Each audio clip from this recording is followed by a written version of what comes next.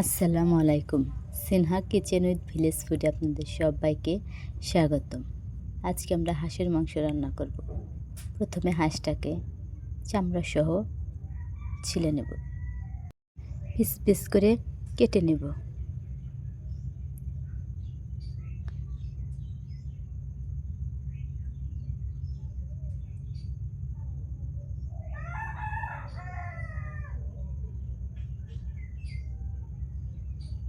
পরিষ্কার করে ধুয়ে নেব। আদা রসুন বেটে নেব। এবার কিছু পেঁয়াজ বেটে নেব।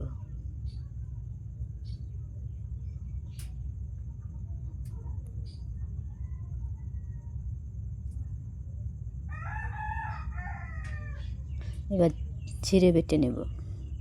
কড়াই পরিমাণ মতো সরষের তেল দিয়ে পেঁয়াজ কুচি দিয়ে ভালোভাবে নাড়াচাড়া করব।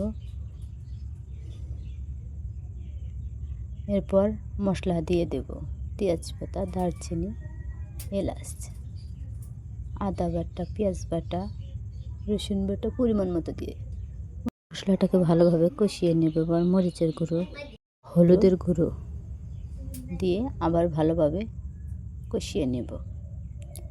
কষানো হয়ে গেলে নুন দিয়ে দেবো। এরপর মাংসটা ঢেলে দেব। মাংসকে ভালোভাবে নাড়াচাড়া করে নেব। সেটা ভালোভাবে কষানো হয়ে গেলে পরিমাণ মতো পানি দিয়ে দেব। মশলার গুঁড়ো দিয়ে নামিয়ে নেব।